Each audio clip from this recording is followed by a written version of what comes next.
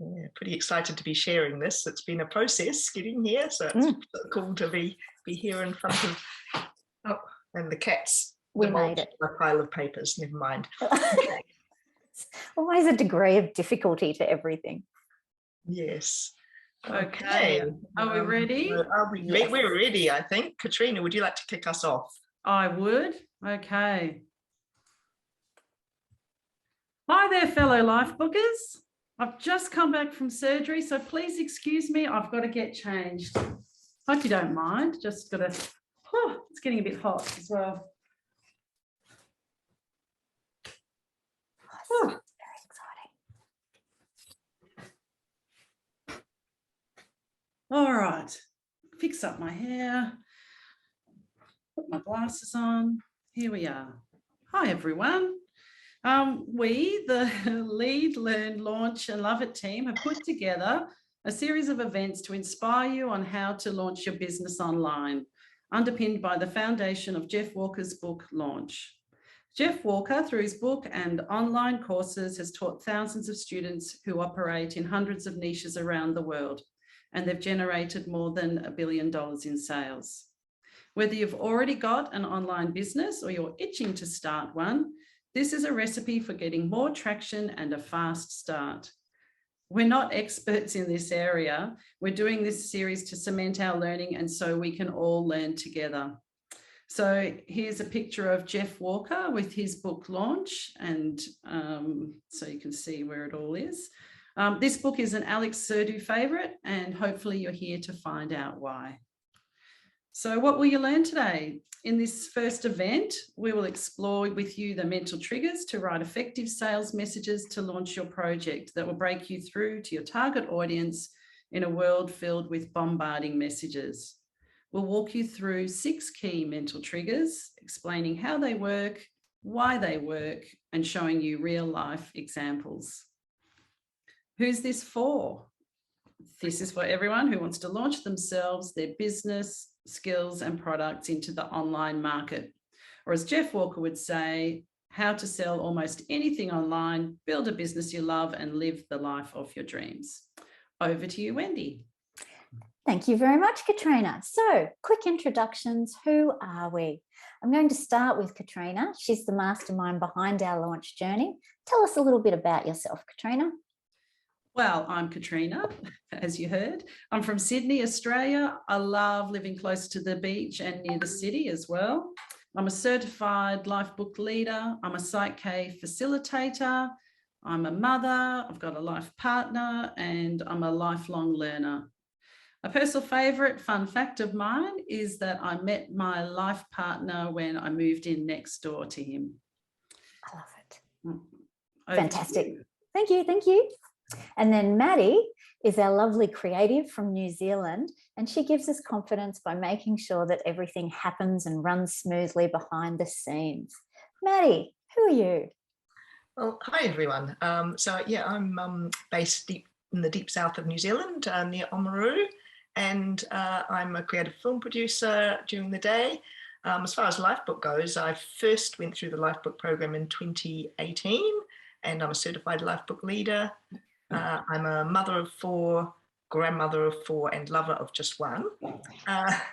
And a fun thing about me is that fun fact is that I really love being an extra in films. Yeah, getting in front of the camera, surprisingly enough for a producer, is, even if I'm way in the background, I get to pretend that I'm part of the magic. So I really love doing that. Back to you, Wendy. Let's hear about you. Thank you. I'm the final part of this terrific trio, and I'm Wendy Smith. I'm also a certified Lifebook leader, and a couple of years ago I moved a couple of hours north of Sydney, so I now live near the lake and near the beach, and I'm surrounded by trees, which is my happy place. Fun fact, you can't tell this on Zoom, which is why I love Zoom, but I'm actually quite small. But even though I'm small, I'm actually living a bigger and bigger life every year with thanks to Lifebook. So we're here today for Mental Triggers and Jeff Walker's launch program. Let's start with Katrina. Okay, a bit more info about Jeff Walker, seeing as we're talking about his book. It's a book, Launch is a book by Jeff Walker that is about how to sell services and products online. Thousands of students have used this $30 book with great effectiveness. Jeff Walker also has coaching programs ranging from $2,000 to $12,000. Although his courses are more in depth, his book is a great start. In the early 90s, Jeff Walker was a stay-at-home father looking after his 2 young kids. He then started up an email newsletter of daily stock market updates. Due to popular demand, Jeff transitioned to teaching people how to sell products online, in other words, to launch. And he hasn't looked back. Jeff and his staff continually test and refine the course materials as the market changes, but the basics remain the same. Jeff's own launches make sales in the millions over the space of a few days. I calculated that the 5-day launch I attended late last year generated at least $4 million for Jeff's business. So that's pretty amazing. He's done a good job. In Launch, Jeff Walker explains the key to successful launches is to use sequences, stories, and mental triggers. We'll cover other parts of the Launch book in future workshops. And today, in the first of our series, we're going to have a look at Chapter 5, being the main mental triggers that Jeff has identified as being key to influencing decisions and behaviours. These triggers are timeless and universal, and often we don't even consciously realise the impact they have on us. They provide a firm basis for effective persuasion. The aim is to get someone to want to buy quickly and without much thought. Here's an example of how powerful mental triggers are. There was a photocopier experiment at Harvard in 1978. You may have heard of it. In those days, before computers, photocopier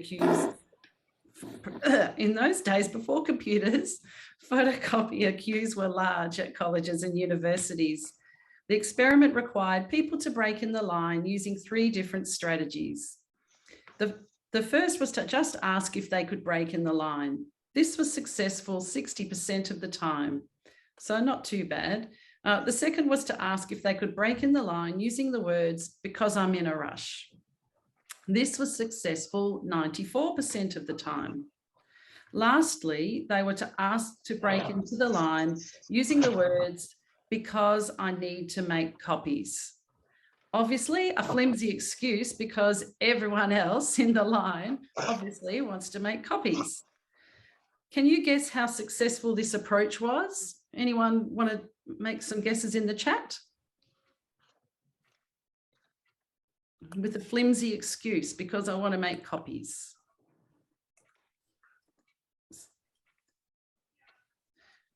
Yeah, Wendy, it is very, very high. Rena, no, not 100. So the one with a good excuse was 94%. Dave, 100%, they feel sorry. But only 60% let them push in when they didn't have a reason. So, okay, I'll let you in on the answer. It was 93%. So it was 94% successful when they had a good excuse and 93% successful when they had a flimsy excuse. So the word "because" or having a reason why is a really powerful mental trigger. Okay, so during the workshop, pop any questions you've got into the chat and we'll address them at the end. And first we'll begin with the authority mental trigger, which is coincidentally the one that I'm presenting. Okay, so the authority mental trigger is a valuable decision-making shortcut. We all need to make thousands of decisions on a daily basis, what to eat, what to wear, etc. Decision-making is taxing and sometimes overwhelming. That's why routines can be so useful. For example, wearing uniforms for school or work. People recognise they can generally safely make a choice about something if it fits the view of experts on the topic. If a message points to authority-based evidence, the odds of persuasive success will jump. Authority is a particularly persuasive tool when a person is uncertain as to what to do. Authority is the first mental trigger we're discussing today because it's one of the most powerful when it is used early. In fact, using it in the moments before your message is extremely powerful. Everyday examples are a teacher standing at the front of a classroom or a surgeon wearing a blue gown and mask.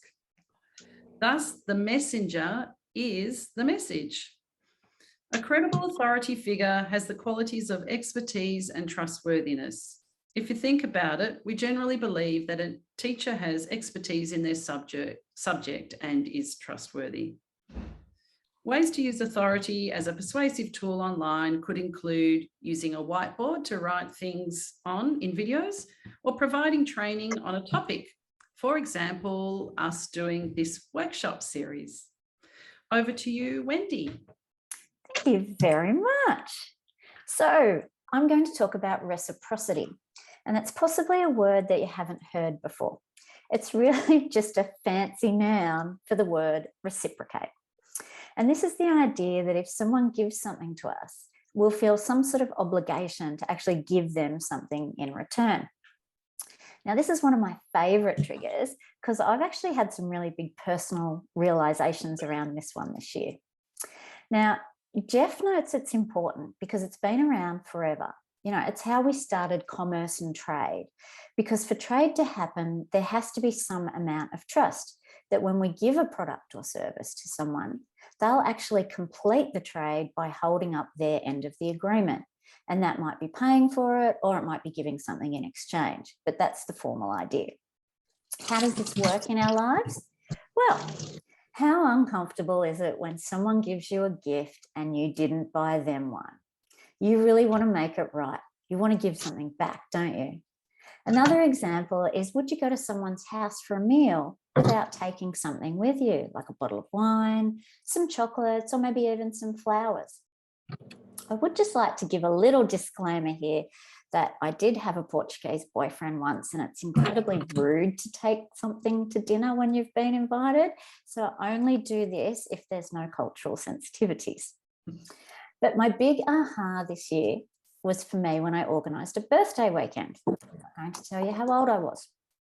I booked the lunch, I paid for the lunch, I booked the station, I organised dinner, I bought supplies for breakfast, I did the transfers, I got the cake. I pretty much did it all because I just really wanted people to turn up and have a good time. I didn't have any expectations that they'd do anything. I wanted them to celebrate with me. But what happened when we got there? People kept doing things. Like someone went and picked up dinner without me asking. Somebody actually set up the cake with candles and plates and forks and knives and stuff. Somebody else kept making sure all the drinks were topped up. People cleaned up in the kitchen, and someone even got up and cooked all of the breakfast in the morning. Why? It was only when I started reading Jeff's book that I realized this is the whole point of reciprocity. I did things for them, and they wanted to do something in return. You know, I really didn't want them to do anything. I wanted to give to them, but it made such an imbalance for them that they wanted to give back in any way that they could. So that's the personal side. But what does this mean for business? During a Jeff Walker style launch, there's a section called the pre-launch, and you spend this entire pre-launch section giving to people. And what it is about giving out great free content. And when you give out that content, you're creating a large reciprocity imbalance. The greater the value of your content, the greater the imbalance. So at the end of the launch, when you ask for something back, your prospect will have a greater tendency to want to reciprocate. And at the end of the launch, that reciprocation equals a sale. So use this in your business. Give, and give more value, and then make sure you ask for something in return. That's reciprocity. Let's hear about the next mental trigger from Maddy. Okay, the mental trigger that I'm going to share with you is about trust. And I actually chose trust because it fits in really nicely with it being Character Month here at Lifebook. You know, honesty and trustworthiness are definitely character traits, and they're traits worth analysing, worth working on, and worth implementing in our lives. So I've chosen a Robert Cialdini quote here that relates to trust. I'll be mentioning Robert Cialdini every now and then because his books, some of you may have read, there's Influence and Persuasion, are definitely early books on the subject of mental triggers, and a lot of Jeff Walker's work will have come somewhat from there. So Robert Cialdini says, a communicator who references a weakness early on is immediately seen as more honest. So trust starts with honesty up front. For myself, in my own situation, if I know that price is going to be an issue with perhaps a contact who might be interested in doing Lifebook, then I would bring this up early on in the conversation so that I know that it's not the back of their mind the whole time. I'll say, look, this is what the program costs. I know you may have never spent a program before. I wouldn't have either. But what I found out is that the value far outweighs the cost. And I think everyone here would agree with that. So, you know, I've addressed their issue, and they will then see me as more trustworthy. And I also point out, I compare it to like a weekend away or a new toy, that the long-term results and the long-term benefit is far greater from doing the Lifebook program. So instead of thinking about all the positives that you want to share with your prospective clients on what you have to offer, why not look for the weakness of what you believe to be a sticking point and talk about it up front, and that will gain people's trust. So this ties into one of the secrets of Jeff's product launch formula, is that you use time, which is generally quite critical for developing trust, and repeated interactions with free content responsiveness in order to develop trust in your clients. So there are always some people that you can't help but trust. I've got a personal story going back to when I was a child about my dad. Now, my dad, I remember him often telling a story to myself and my siblings that his father told him. And he said, you know, as a Wilson, you're lucky. Wilsons are really lucky people. His dad, you know, he said, my dad always said that if a Wilson falls naked from the top floor window, he'll reach street level fully clothed. And once we actually understood that, we'd laugh. But also, I trusted him in my belief that I'm lucky, I must be lucky, I'm a Wilson. And even though I've changed my last name, I still carry that with me from my childhood because I trusted my dad.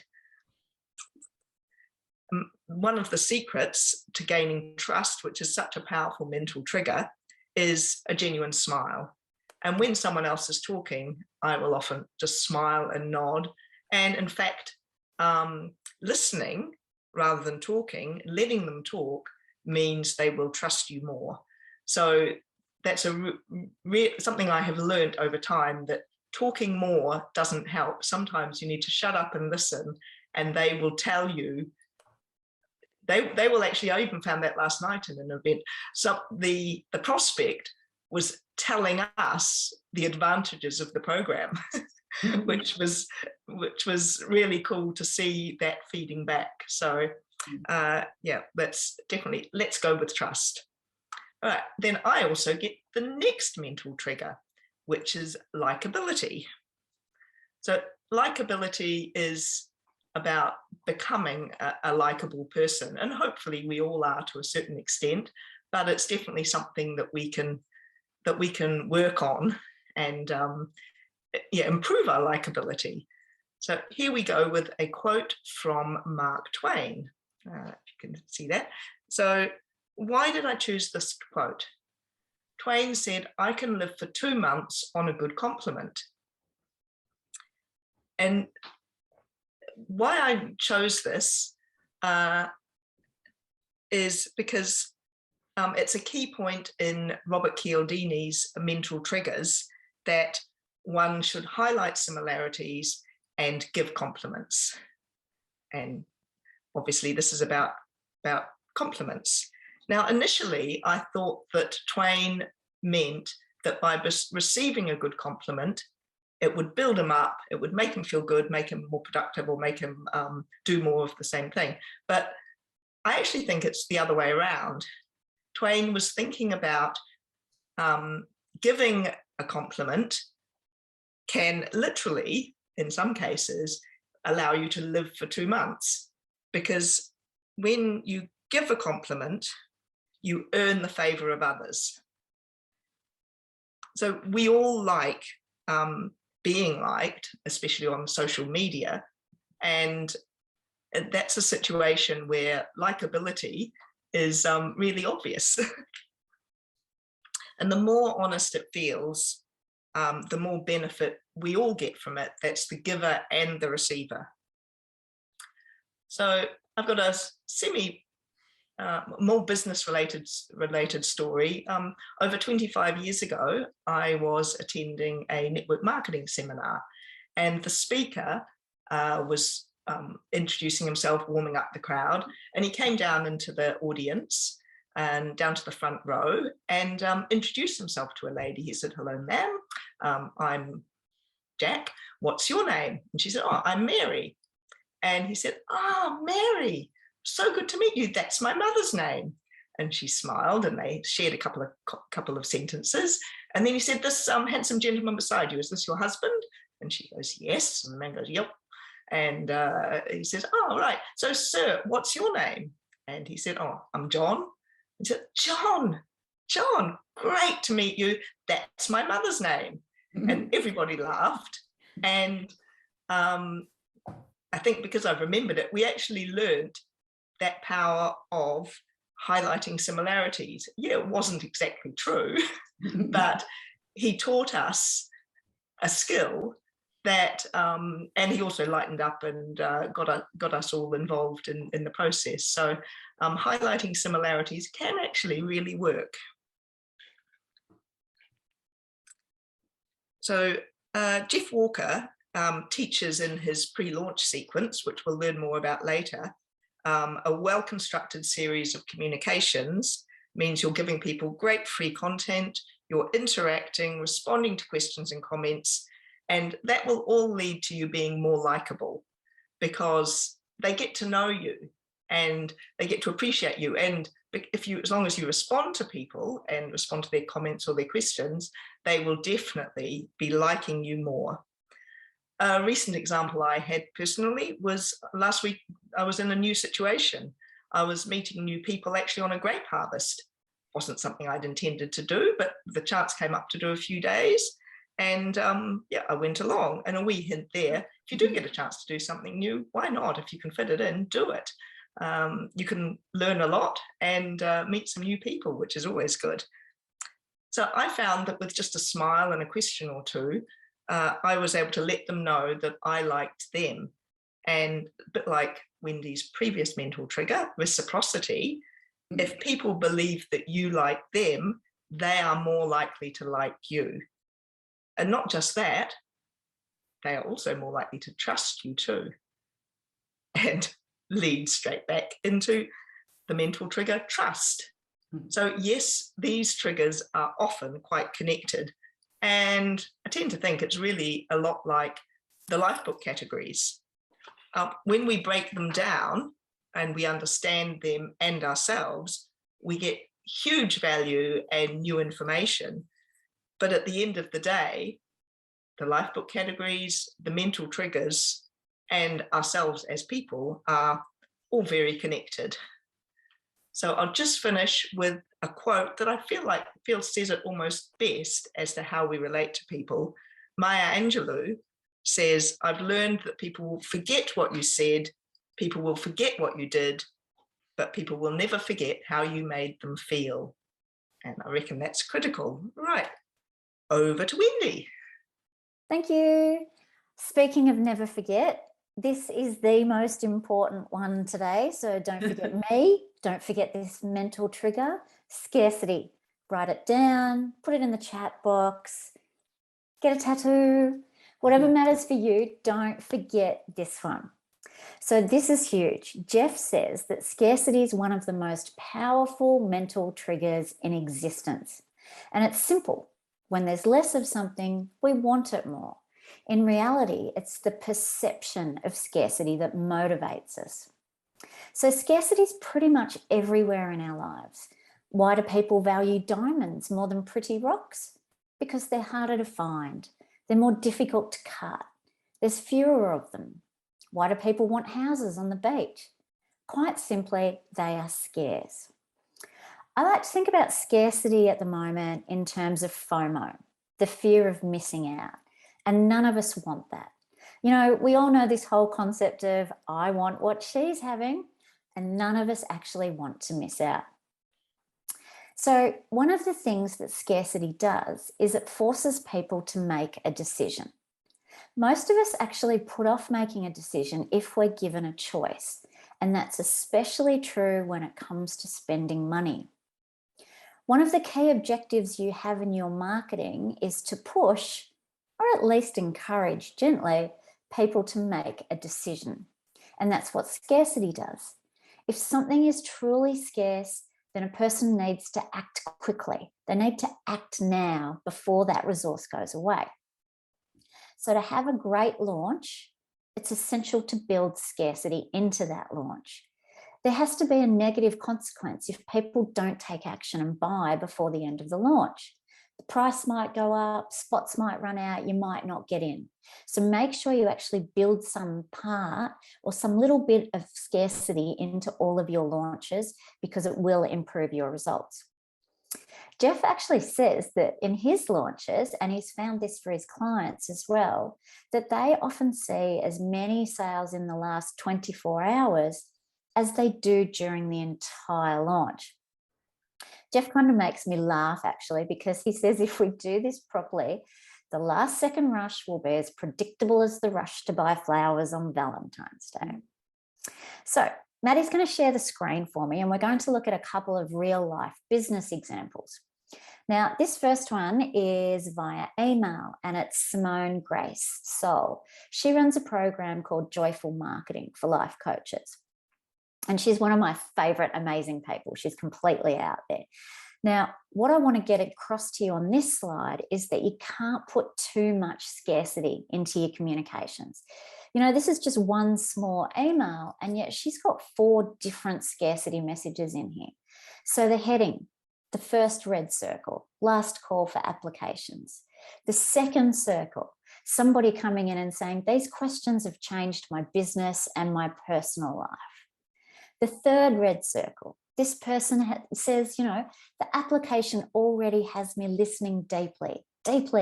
I'm listening to a part of my psyche that I didn't even know I could listen to. I recommend applying, even if you aren't going to do it, just because you're going to get something out of it. And then the last red circle, applications close tonight. It's just screaming FOMO, FOMO, FOMO everywhere. Don't miss out. Now, the next example is used on WhatsApp. This is Jason Mark Campbell, and as you're a Lifebook people, you might actually already know Jason. Jason's Mr. Selling with Love, and that's his purpose in life. When he was launching this book, Selling with Love, he created a WhatsApp group, and anyone that was going to buy the book and commit to buying the book, he actually, if you joined this group, he actually sent you a free copy so that you could read it and make comments and have tests, and so he could have testimonials when the book went live. Now, to encourage you and ensure you don't have FOMO, here's a couple of examples from the messages that he posted into WhatsApp. So the first one, the first red circle, new meditations are coming along soon. So it's like, you don't want to miss out on that, so you better get in and buy it. But notice he doesn't even actually have to say buy it. All he's saying is the meditations are coming along soon. But what you hear is I've got to get it done straight away or else I'm going to miss out. And then the second red circle, a reminder to send in your purchase receipt or else you're going to miss out on all of the bonuses. Again, what's the message? Don't regret missing out. But he actually still doesn't even have to say it. So there's different ways to actually put this into your content for your launch. And then the last example, This one, she's a little bit risque, and she is Freya Graff, and she works in Western Australia. And her, this is a post from Instagram, and she had a course running. And at the beginning, in the diagram, you'll see that the photo on Instagram is there's a huge sign saying 2 spots left. And then down below, the first thing she says, 2 spots left. And then the last message in the red circle says closing soon. So short, tiny post to Instagram, but don't miss out. This is what's happening. If you don't get in now, you might not get in at all. And the other thing I'd like to point out about this one in particular is it doesn't have to be beautifully created. It just has to get the message across. It just has to be your message. Who are you? She's a big crazy kid in bright clothes in a lounge room. It's just you being you, but all the messages are out. Don't have FOMO, don't miss out. So the takeaway from this mental trigger, the power of scarcity will transform your results. And Jeff insists that you use this in every launch if you do nothing else. Scarcity. Write it down. Okay, Katrina, the next trigger. Okay, thanks, Wendy. The next trigger is social proof. The social proof mental trigger is most powerful for people that are unsure and therefore need to look outside of themselves for evidence of how best to behave. As Robert Cialdini says in his influence book, we tend to assume that if a lot of people are doing the same thing, they must know something we don't. In other words, when we're uncertain, we're most likely to look at and accept that what other people are doing is correct. A real life example of this is when I drive long distances in Australia. If I'm visiting a town or a city that's unfamiliar to me and I want to have lunch, for example, I'll have a look at a few different cafes and see which one has the most people as a start. And then I'll also sometimes have a look at the type of people that are there to see if they look like they might like the same kind of food and drink as I do. Because it's important to me when I'm choosing food. I like my food. So yeah, that's a real life example of social proof. Maddy, could you please put up the next slide? Okay, and here is a social media example.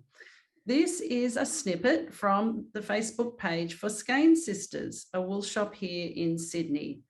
As you can see on the slide, Skane Sisters has a 5-star approval rating on Facebook. Let me repeat, a 5-star approval rating on Facebook, which means it's most probably an excellent store. And I know that it is. So that's another way of seeing social proof. Online reviews and testimonials are great social proof mental trigger too. An example of this can be found on the Lifebook app, on the Lifebook Leaders page, where we have testimonials from our clients. The social proof mental trigger is also about achievability. If we see someone has achieved something, we know that it can be done and are more likely to achieve it.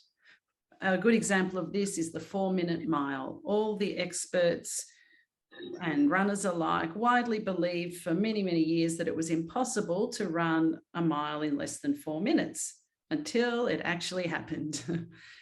In the following year of this feat being achieved, a number of other runners achieved it too. So achievability. A social media example of this is when you're selling something, for example, a course on how to do a 2-finger push-up instead of a 2-hand push-up. People are more likely to believe it's possible if they see someone else like them has achieved it. So very important to add that as one of your mental triggers when you're doing online work. Over to you, Maddy. Okay, great. Thank you very much, Katrina. So those are all the mental triggers we're going to share today, but obviously you can find out more about them from Jeff Walker from his book launch or from his website as well. So it's time for a few question and answers. If you have a question, please just pop it in the chat. if you'd like to go live with your question, that's all good too. Just unmute yourself and yeah, get on live. But before we answer your questions, I've just got a question for everybody who's on here today. Why do you think Katrina started our presentation dressed the way she was? Has anyone got an idea about that? Susan. Yes, authority. Very good. First up with authority, Susan. That's great. Yes. So she was definitely trying to trigger the mental trigger of authority. How much confidence did we have in her with that scalpel? I'm not sure, but that was the indication. Now, there was actually another mental trigger that she that we haven't mentioned that she was illustrating there, and it's the one of curiosity. Curiosity is a good one. So there's a story from Robert Cialdini again. You'd think this was about him rather than Jeff Walker the way I'm going, but anyway, Robert Cialdini tells a story of when he was teaching, and he had a classroom of students, and sorry, and he at the end of the classes, you know how particularly high school students, at the end of a class, the bell goes, everybody leaves, flat out the door. But Robert had a habit of asking them a question at the beginning. Ask them a question, anyone know the answer? I'll get back to you with the answer if you don't know. And this particular day, he'd asked them a question and nobody had answered it. And they were all sitting there after the bell went, looking at him. And he said, what are you waiting for? And one of them said, sir, what's the answer? So I think, yeah, Katrina was also illustrating curiosity or mystery mental trigger. Okay, so does anyone have any questions? I do see, Dave, I understand, I see you, you're saying, yeah, I have to be honest, I have a well-developed immunity to urgency marketing. If I have to make a quick decision, I've trained myself to say no. And that's it. I think for people that are experienced with some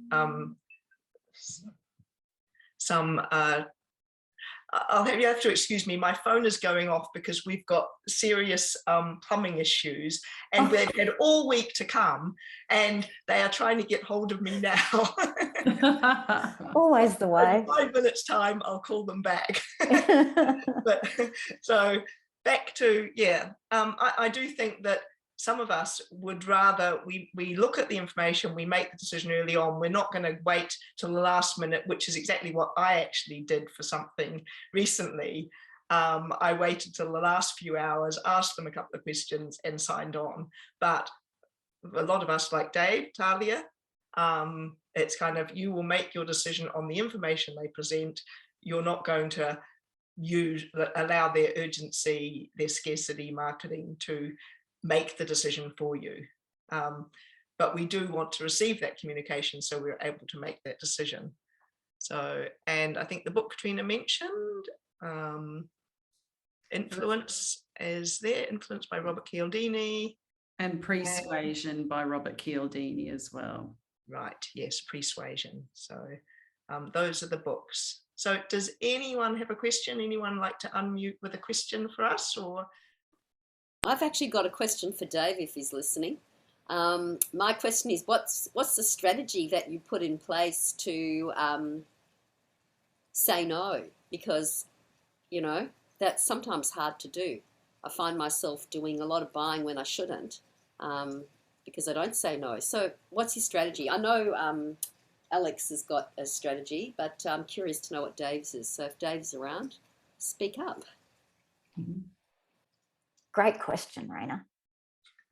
Hi, sure, thanks. I really have just developed a distaste for pushy, poor sales, and you know, most salespeople have no training at all. I actually took some sales training incident to a business that I started years ago, and I was fortunate to get connected with a very, very good sales trainer.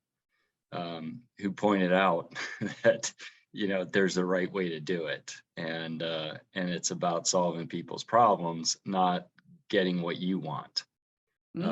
So I've been, I'm old and crusty, Rena, and I don't really care about salespeople. So I'm not afraid to hurt their feelings and just flatly tell them no. In fact, I have a no soliciting sign on my front door, and a week ago, the doorbell rang and I answered it, and some guy with a uniform on says, "Hi, I'm in the neighborhood." I said, what are you selling?" "Well, I'm not really selling anything, but," and he started launching on his sales pitch, and I just shut the door on him. I don't have time for that. This is in the middle of my workday, and it might have been something that I needed to attend to, but it wasn't. It was a cold call solicitation. And I value my time and I value my money far more than somebody's offer to take it from me. So anyway, I guess I got kind of a thick skin is probably, my strategy, but I have mentally committed to saying no. That's really the thing. You have to decide ahead of time that the default answer is no. And I'm going to be hard pressed to be convinced to say yes. I'm not I don't want to be convinced, if that makes sense. I don't want you to sell me. I want, it has to be apparent to me without you trying to sell me on it, that it's something I want. So that's just sort of a mindset that I have when I encounter salespeople, and I often avoid them just so I don't have to have that interaction. But anyway, I hope I answered your question. I hope that's helpful for somebody. I think that's really interesting, Dave. And I think you said something really important there, which was the idea of, I knew I didn't want it in the first place. So when I think about the example I showed from Jason Mark Campbell and Selling with Love, the people that he was then trying to push over the line were kind of people that had already said, "I'm really interested in your product." And he'd already had a lot of communication with them and gotten them involved. And they said, "Yeah, I think I want to buy it." So then his scarcity sort of tactics were then for people that already wanted it. So it was just helping them to take the final step that they did want it. So let's do it now so that you get all the extra bonuses. So I think maybe that's the key in here, that sales becomes sort of dreadful when people don't want the product in the first place. So how do we then put these triggers out there to a community that's already interested rather than a community that's not interested? And that's a really great point. Thank you for making that point, and well said. I agree that even in my so-called really good sales training, that was a common theme, is that people have a hard time making decisions. And so if you are already in a place where this is obviously a good thing for them, then that the time limit is a good nudge to get them to at least say yes or no, instead of being on the fence. And the other thing, Dave, that we probably should have mentioned in our presentation, because this is our first workshop on this, is that we're assuming that the product or service that people want to launch online or whatever is one that's going to be a helpful product or service that people actually want.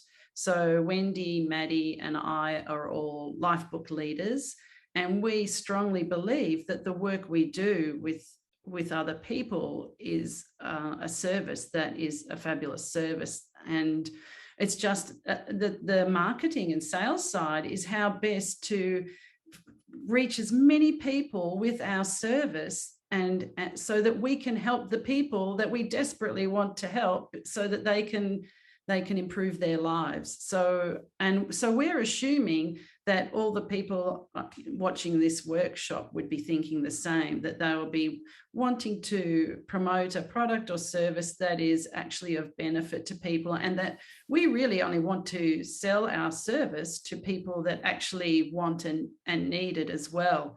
but the mental triggers do really help those people. And like Jason Mark Campbell says in his Selling with Love podcasts and in his book, is that if we don't sell to these people, we're doing those people a disservice and ourselves a disservice as well.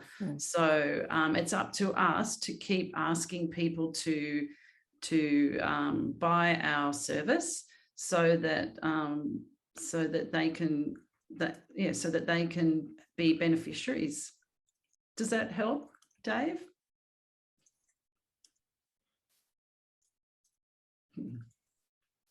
He said yes. Yes. And I think, adding to that, Katrina, or moving on from that, is that as I guess we don't always want to call ourselves salespeople, but as sharers of the Lifebook program or other really positive products, we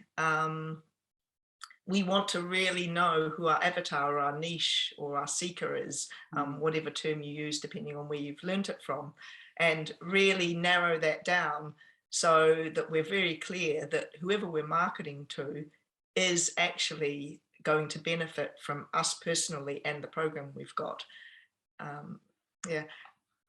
So that's a really worthwhile conversation, I think. Yeah, thanks for bringing it up. Yeah. So the next question we've got is from Susan. She asked, what book or course or material could you recommend for improving the business skill of the scarcity trigger in marketing? Now, I suspect that's in line with what Dave was talking about. And as far as improving, and I'm thinking along the lines of selling with love, I'm actually thinking it might be related to, like Jason Mark Campbell has some great material on coming from the right place in our sales.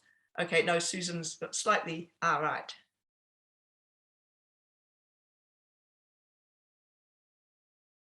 Right, great. So Susan says, as a fine artist painter in the beginning of my career, I was terrified of doing my own marketing until someone put it like this: marketing is just letting people know what you're doing in case they need it. And you're so right. And that's why the launch book is what we're working on with this workshop, because we believe so. This mental triggers chapter 5 helps us, and scarcity is part of that. So I think the launch book is the place to go to for those business skills, as well as the Selling with Love book as well. But yeah, like Susan Pepler says in the chat, marketing is just letting people know what you're doing in case they need it. And the launch book is there to help us do that in the best way so that we're most efficient. And therefore, if we're efficient with our marketing, then we can get on with the business of actually providing the service we want to provide to people. We don't want to spend our whole lives doing marketing and sales. But we have to, because every person in their life has to be marketing and selling all the time. So we might as well do it efficiently and effectively. And the launch book really, I think, is a great help with that. And I do the product launch formula, which is the $2,000 version of Jeff Walker's course, and it is fabulous. So that's why we're doing this workshop series. All right, so I saw Susan did have her hand up. I don't know whether you wanted to speak to that anymore, Susan, further to your question. No, thank you. Thank you. Katrina clarified everything. Yeah, great. Thank you, Wendy. Thank you, Maddy. Excellent. All right, and Mary, did you have your hand up for a question? Yes. Yes, great. Okay, two things. One is something Dave said. I agree. When I read these things, because you get a gazillion emails, and I'm reading it and I think this is such bullshit. It's not that I know that they have more than 50 bottles, and it just sounds like a lie to me, and it really annoys me, but it does work because I buy things. I buy things that I want. I don't just buy it because they're telling me. I mean, it's like you said, or somebody said, it's like I want it. And I don't think I make like because I know people that buy stuff and they just have boxes lined. They don't even open the boxes. Like I buy things that I use. But anyway, that's one thing. But I have a question. I sell, but not in a way that people sell. So I'm a physical therapist, and I have to sell people on, you have to do these exercises because they're going to help you. And I work with really sick people. This is not like an outpatient where somebody has a shoulder pain and they're coming to me, like people on ventilators and stuff like that. So I'm wondering how to use this to sell that idea. Well, one would be the authority mental trigger as a start. Right. Okay. I also think the FOMO aspect, I mean, I guess it depends on where your patients are at and where they can get to, but what are you missing out on if you're not doing what you're meant to be doing? Okay. You might need to know a bit about them for that, potentially, but that's okay. Right.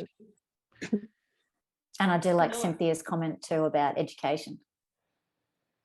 Oh, you could use the reason why you need to do this, because otherwise you're not going to be able to walk for the rest of your life. Compelling future. Yeah, I mean, I do all of those things, but I just, and that's fine. I just wanted to make sure I wasn't, I mean, because it was all very interesting. I just wanted to see if there was anything else to throw that way, but okay. You were just checking you didn't have FOMO and that you weren't missing out on some magical answer. Yeah.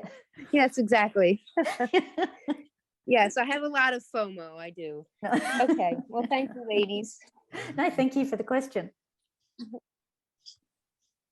Okay, well, I think we're going to wrap up questions there. We've got a few more really good comments in the chat. Wendy, could you wrap everything up for us? I certainly could. Thank you, everyone, for your time. Thank you for being here. Thank you for participating and asking great questions and having good comments. We really appreciate you. The summary handout will be sent out to you shortly, and the recording of this session will be available in the next 24 hours.